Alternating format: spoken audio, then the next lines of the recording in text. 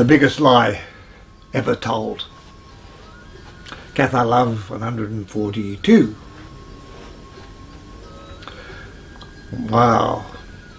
My oh my, when people say the biggest lie, and we start searching our knowledge, memories, experiences.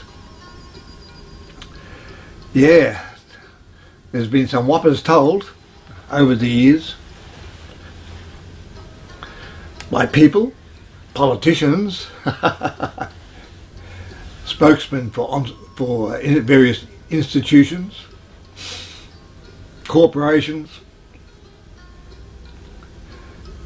But the biggest lie ever told, well, the greatest story ever told. They made a movie about that, I can still remember. But the biggest lie ever told, well, there's been some whoppers. There's some really great ones. One that people are still deciding, and the jury is out for some people. Other people believe definitively this way or that way, and that's the Americans landing on the moon. I can well remember I'd come back from the Vietnam War, and I was a staff sergeant at Victoria Barracks, and I was early evening, and I walked into the sergeant's mess, and everyone was gathered around. Of course, there it was. Everyone was there in hushed silence, listening to Neil Armstrong as he made his ascent and landed on the moon. A small step but a giant step for mankind. That was okay. We took it at face value. But then all these other things, various observation, facts started to come out. And some said, here's a rocket going down, landing on the moon with 10,000 pounds thrust. And yet there is Neil Armstrong's voice. There's no sound at all. It's soft and silent, and if you listen to it, there's nothing, just the sound of his voice. And yet these rockets would be roaring underneath him as they came to land. And those same rockets would be spitting up moon dust and bits of rocks and so forth. And yet, when we see under the landing struts coming down from the rocket, there's the gold and the various things around it, and the struts, and there's not a bit of dust on it. It's clean. There's a whistle. There'd be a slight crater or depression, surely, under the rocket, and it's as flat as any football field. So when these things are bought, you go, oh, hang on, and then there's a flag waving in the breeze, and there's no breeze in the moon, etc. So yes, I'm still leaving my. You can convince me either way, but I'm at the moment it's going against the fact that we landed. And then there's a few other things that's happened, and Neil Armstrong, people were interviewing him once, and he said, "You don't seem to be get excited when all these people applause." And he said, "I don't deserve it." Well, no crater underneath the lunar module landing. The jet propulsion would have likely created a crater, or at least some type of big marking from its landing. There isn't any dust anywhere though, not even on the legs or feet of the module. And that the module had a 10,000 pound thrust engine, except it seems to have left no disturbance underneath it. Neil Armstrong is sitting on top of that engine when it's initially landing on the moon, but he's heard clear as day when they're landing. 60 seconds. Lights on. Forward. Well, it seems from the clip pretty obvious. There's no depression from the rocket. There's no noise as they come to land. So what does one think about that? And then, of course, there's Neil Armstrong when he said that there was all the applause from the audience. He said to the interviewer, he said, I don't deserve it. But more intriguing than that was the clips that are just a short clip, but it shows this 10-year-old child asking Buzz Aldrin the question. Why has nobody been to the moon in such a long time? That's not an 8-year-old's question. That's my question. I want to know, but I think I know. Because we didn't go there, and that's the way it happened. And if it didn't happen, it's nice to know why it didn't happen, so in the future, if we want to keep doing something, we need to know why something stopped in the past that we wanted to keep it going. So there we are. We hear Buzz Aldrin himself say that. Now, we shouldn't always take things at face value. Buzz Aldrin was getting on the news. It could have been quite simply a slip of the tongue. I've made plenty of doing these YouTube videos. So, and yet he says that we weren't there. So, if that's a lie, it must be one of the great lies of the 20th century. Regards lying, what constitutes a lie? Not telling the truth. Fair enough. But if some person comes up and asks you a really personal question,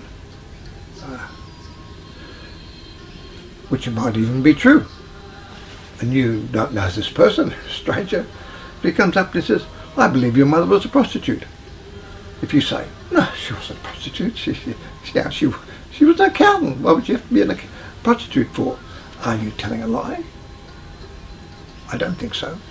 You can't just have anybody come up from anywhere and ask you any old question that they feel like, and you have to, if you don't tell them the truth, and it's embarrassing to you, is that a lie? Not in my book anyway. If you're in a court of law, of course that's lying. I went to St. Joseph's College, Nudgee, a Catholic boarding school. But I well remember this. His name was Monsignor English. This is a good name because he spoke magnificent English, impeccable English. So his surname was quite apt. But he said, he was telling us, he said, no one has the right to just come up and ask you anything, and then you have to tell them exactly what it is, and that could be embarrassing, it could be, it's just certainly just not their business. He said, no, you can just say what you like, preferably don't say anything, but just say what you like. He says, no, that's not telling a lie. But we know when they're lying. If someone comes up and they ask you something and you know it's something you should be telling that person because obviously it's where you work or something like that, or it's something to do with the law, of course, that can be telling a lie, but not anyone comes up. This person came up once and said, are you a Catholic? And the guy said, oh, I think so. My father was a priest and my mother was a nun. So obviously he was born a Catholic. A little odd, a little off, but just to make a point. But in that situation, do you have to answer someone? You know, what religion are you? Well, what business is this of yours? I'm a Buddhist, or I've got no religion. If you don't know that person, you don't have to answer that person. Now, but other people would say, oh no, if you were a Catholic and you said you were a Buddhist, that would be telling a lie. Well, that's what you think, but it's not what I think. So, the biggest lie ever told. Another whopper which is going on, and again, it's more or less by NASA, because we looked to NASA for information. You know, we'd like to have faith in the fact that NASA was telling us the truth. And yet, There's the face on Mars.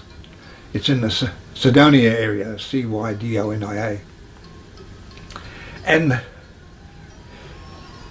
it's an intriguing area because there's not only that face, but there's these quite obvious pyramids. One's a pyramid with 5 sides. Not only that, I've got 1 or 2 clips here, as you'll see, but the pyramids in the Cydonia area, next to the face on Mars, is also in the same alignment as the pyramids, the Great Pyramid of Giza and the other 2 pyramids. And there's another one in China, and one I believe in South America. I'm not sure about that, but the one in China has the same alignment as on Mars and as in Egypt. Which is even more fascinating is that when you look at the pot, the belt, Orion's belt, those 3 stars are in the same alignment as is Egypt, as is Mars, and as the pyramids in China. And yet, that particular area with the Mars face, which is the most intriguing area to so many people about Mars, NASA, although it gives us its ultra-sharp photographs of the surface of Mars in other areas, we can't get anything really sharp of that area which would disprove it once and for all. So I think NASA is fibbing us there, and that's not a bad lie. I'll let you look at the clips and see what you think. A trick of light and shadows. That's what NASA's called what are potentially the most significant ancient ruins ever discovered. What appear to be a face, pyramids, and archaeological ruins on Mars. It led one man, Dr. Tom Van Flandern, a PhD in astronomy and formerly chief of a branch of the U.S. Naval Observatory, to say this in 2002. Analysis of images of the face on Mars and possible intelligent origin. O'Leary, B. An empirical cross-check confirms that Colorado's 3-dimensional maps of the face of Mars, photographed at 2 sun angles, are valid representations. Simulated from the ground suggests that if intelligence were to have created or modified the features of Cydonia, they were more likely meant to be viewed from above. The face exhibits a striking degree of face-like qualities as viewed from above in all 3 dimensions, in contrast to natural features on the Earth. So, enough. There are only brief clips. There's lots of videos on the face, about the face of Mars and the pyramids, and they're certainly well worth looking into if you're at all interested. That mountain that's carved, by the way, is 1.5 kilometres in height, so it's a pretty massive sculpture. And those pyramids, obviously, it's had extraterrestrial or human or something. It's not a natural formation, and also they're done in that to a mathematical computation. So all this is not just a jolly cosmological coincidence.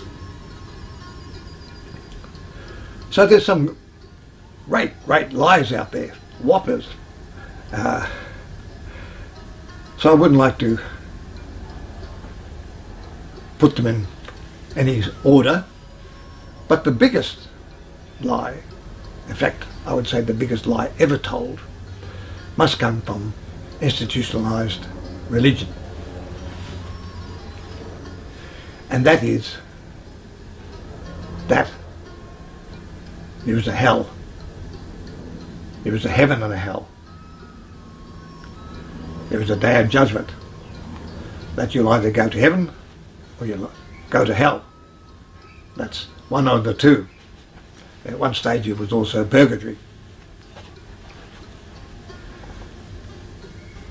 And this would have to be the biggest lie ever told from the point of view of its impact upon so many people over a couple of thousand years. Judaism, Christianity and Islam all have their heaven and hell, one or the other. And yet, over and over, it's being discounted by people and their experiences. I go to a spirit medium, my family's there, they give me messages, we talk to and fro. It's all nothing spooky about it. I've been now to 3 spirit mediums, 2 really excellent. Even the family, I've mentioned it before, even the family dog is there. And the spirit mediums don't know me from a bar of soap, so when they're just passing on messages, because not just to me, to whoever comes there, and the people who are, of course, the people who are obviously dead, and they're just passing that information on as they hear it.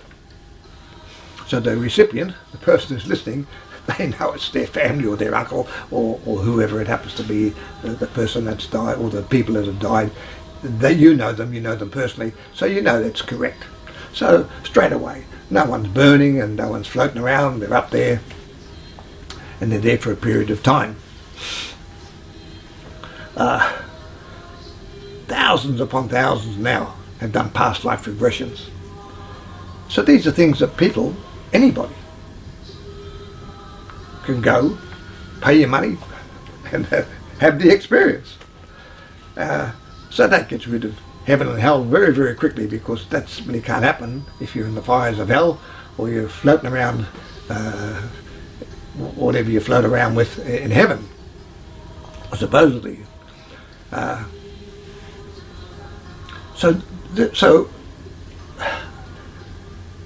this is fed to children, young children, heaven and hell, and it's really a terrible form of psychological torture, if you like, because I can remember I was brought up a Catholic and they talked about heaven and hell.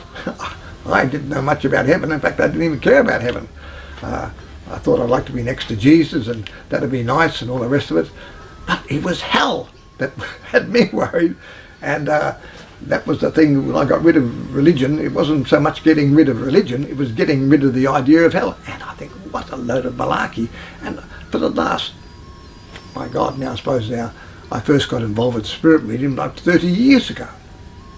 And from that first moment when my mother and father were there, I can remember walking into Susie and Susie said, "Oh, John," she said, "who's this?" Is Elma, Zelma. I said, "Oh, it's my mother." I said, "Elma Bynum." "Oh, okay. Oh, gee," she said, "your mother's eager." She said, "What, to go in and have a say a prayer first, Elma, if you don't mind?" So she went in, and then the next thing she said, "Oh, there's Harry." I said, "That's my father. Yeah, he's having problems getting here. Elma, help Harry get through. Use thought. Help me." So the first things they said, and I never met the woman, was Alma, my mother, and Harry Bynum, my father.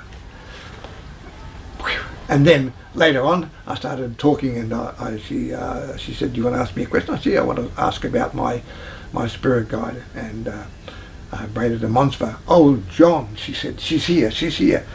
They don't say Breda, they say Breda. She said, "It's a funny language, it's not French." I said, "What is it?" "It's like French, but it's not French." I said, "No, it's Occitan." "Oh my God." She said, "John, she's brighter than the sun. John, your mother keeps quiet when Breda's here." And she said she wears dark green, and I was wearing a pendant that Breda was wearing, because I knew it was the same thing.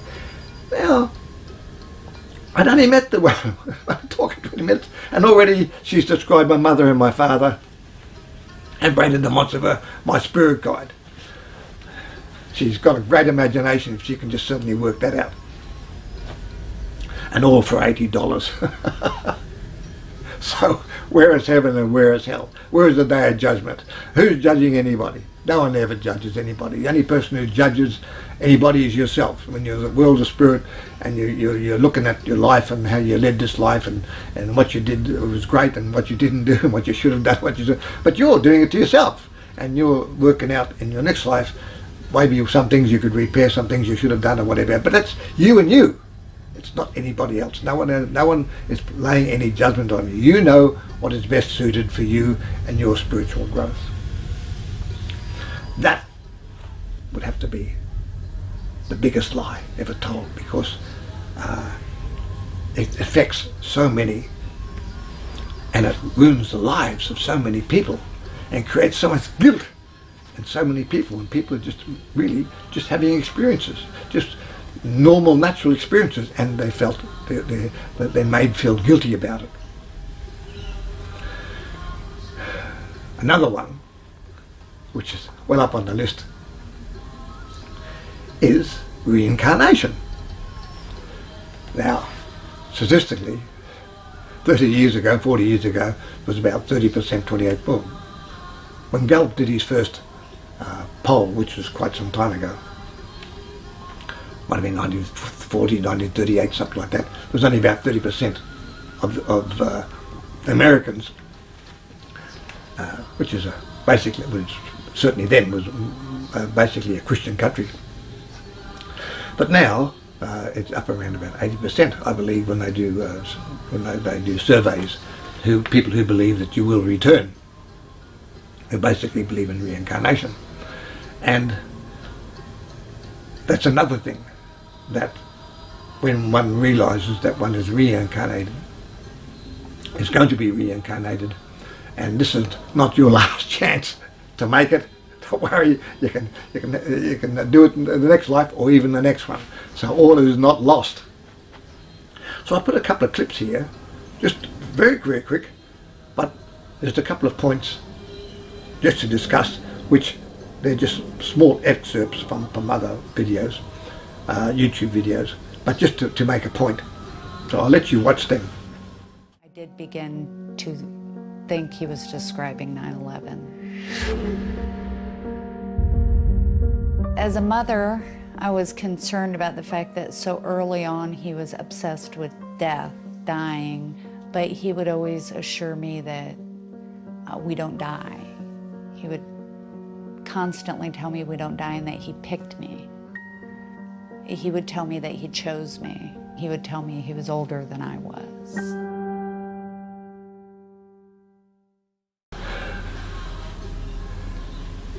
So the first one is young Jude, David. And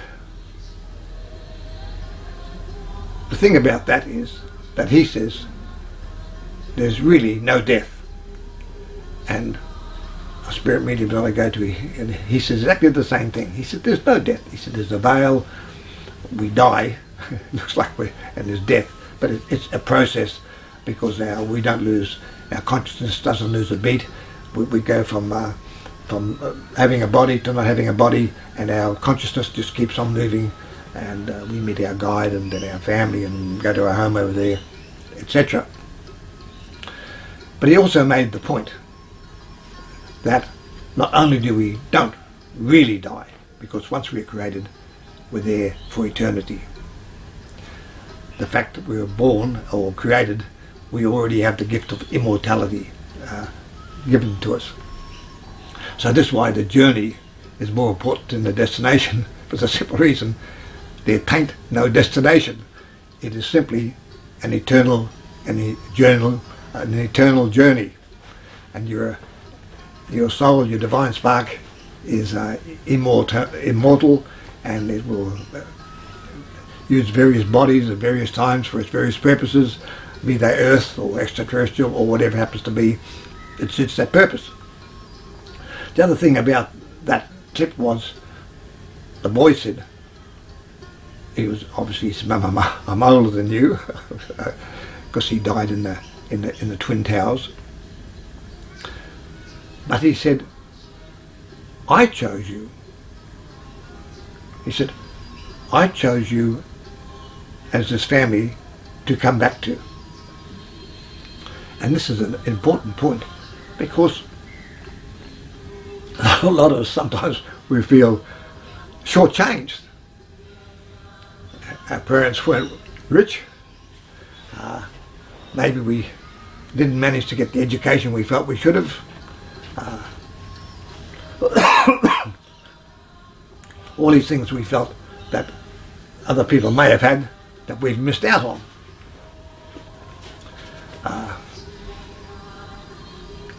Maybe we have some affliction, whatever it is. But this body, this life, this family, for whatever purpose, we chose them. So when we understand that we've chosen our own life, then suddenly life takes on a different dimension, because you think, well, why did I choose this set of parents, this life, this time, to be reincarnated? So if nothing else, it does make you think.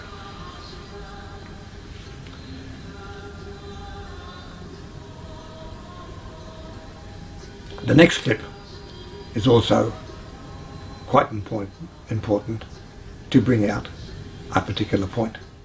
He said, "I was Pam, but I died and went to heaven, and then I came back down again as a little boy." Then I asked him, "How did you die?" And he said, "In a fire," and that he lived in Chicago. His mother then wanted to know more about Pam, and Luke said, "I was a black woman, of course." And a major fire came up in a hotel called the Paxton, which was in a predominantly black neighbourhood. His mother checked the names of the casualties, and there she found that a 30-year-old black woman called Pam Robinson had been caught in a hotel fire in 1993, where they were able to obtain a photo of Pam Robinson and mixed it in amongst other photos. Luke immediately picked out the photo of Pam Robinson. Interesting. It's only short. But here's this very white, very blonde young kid who tells his mum, "I was a black lady, Pam." It turned out Pam Robinson, who died in the Paxton Hotel fire. And he could describe it, but the point that it makes is, we shouldn't go around and go, and be racist, because our previous lives we could have been black, we could have been Chinese, or we are Chinese now, and we could have been German. We go through all these different things, or we could have been still in Africa and Botswana or somewhere like that, and still a hunter-gatherer. We're just using this body at this time, so we've been black, brown, white and brindle. We've been all these different things, and we've been through all various types of experiences, because the whole point of it is that we come here to gain these experiences, and hopefully when we do die, but we move into the world of spirit, we've gained a little bit of wisdom and knowledge from having our experience here.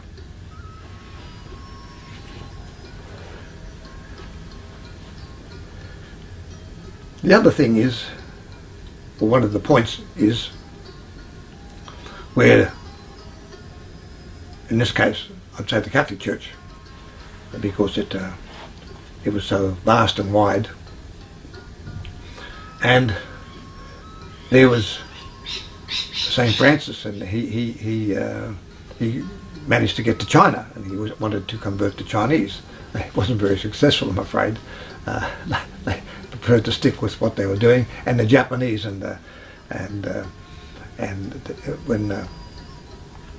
when St. Francis tried to tell the Japanese about how wonderful it was to be to poverty, how poverty was a wonderful virtue, and how poverty was great, and they said, I agree with the Japanese. There's nothing great about poverty. You know, if you want to be poor, well, that's great. I prefer to have sufficient finances to do what I need to do, put the kids through schooling, and be financial independence is great. And I think the more financially independent we can be, the better it is for everybody. But poverty, no, there's nothing great about poverty, irrespective of what St. Francis said.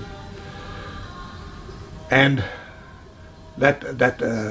so St. Francis didn't work out too well. St. Francis is a hero to a lot of people, mainly Christian, because he was an environmentalist. He was one of the few Christians that spoke out for the environment, for the animals, the birds and bees, the wild animals. So, as good men go, he was a good man. And yet, he still thought if you're a heretic, you should be burnt. So, he didn't have too much feeling for heretics, such as Cathars and so forth. And the other thing was, but this was the belief for all Christians at that time, all Catholics I should say, because it was just prior to the Reformation. So virtually most people are Catholics, apart from the heretics, the Waldensians and the Cathars and a few of those smaller groups, heretical groups. But Catholics believe, well, that if you weren't a Catholic, you'd go to hell. Well, there's a lot of Muslims who feel the same thing. So it's not just a Catholic idea. So St. Francis was really upset because he liked the Chinese, and and his one regret was, such wonderful people, but the fact they weren't Catholics, and they're all going to go to hell.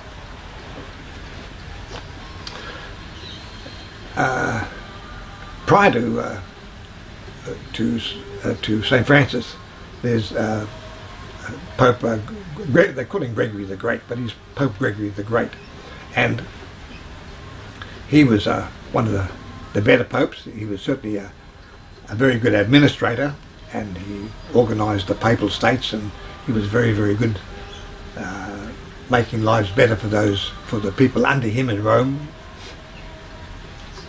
And why I'm bringing this up about Pope Gregory was I was went to the National Gallery the other day, and I took a photograph of Pope Gregory. There's a painting of him by an English painter. I forget his name.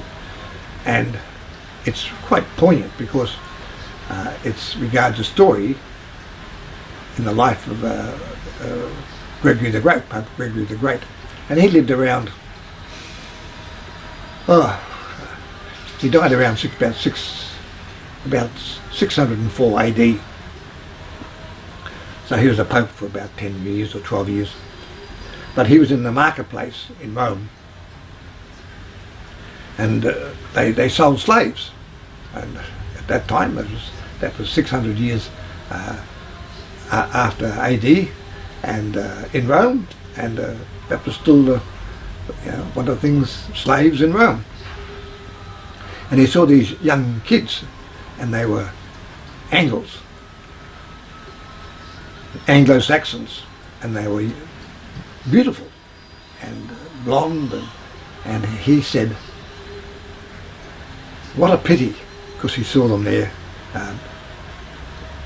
waiting to be sold. And he said, they look like angels, but he said, that's on the outside. He said, perdition, the devil was in the inside. In other words, they're not Catholics.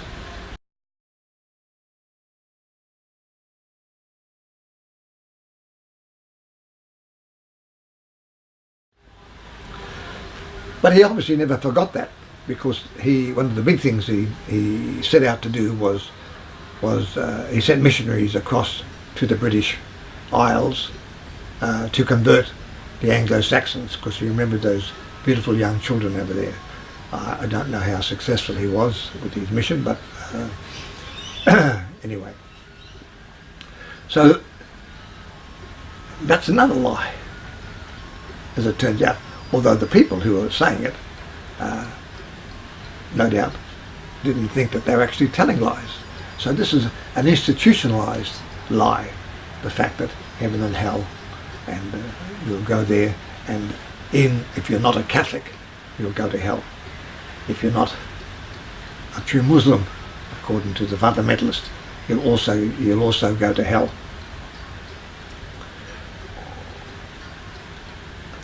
I talk about hell simply because I know how much the idea of hell and going there affected me as a child. And in fact, it was hell that helped me, or the idea of hell that helped me get rid of religion, just got out of my system. And it happened on one day. And it happened thus. Must have been holidays, because it was a Friday, and on a normal day I would have been at school on a Friday, so it must have been school holidays. And I was walking down the main street, walked past the baker, and suddenly there was this smell of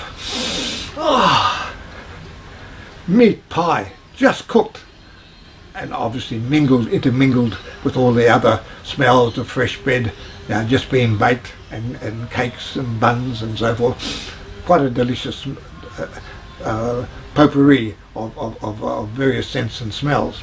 Oh my gosh, I said, I'll grab a pie and I'll go and buy a pie. And suddenly no, it's Friday. Friday. You can't eat meat on a Friday. You can, of course, today. And I went, oh no, if I got a pie, ate that meat, and something happened to me, struck by lightning, knocked down by a horse or something, and I was killed, I'd go to hell. My God. And then I'm sitting there and I'm thinking, if I ate a pie, I'm going to go to hell. And I thought, there's supposed to be a loving God. I said, if I did something terrible, my mother wouldn't do anything like send me to hell, and God's supposed to be loving. I said, this is all baloney. And virtually, I don't know whether I went in and bought a pie. I hope I did. I can't remember.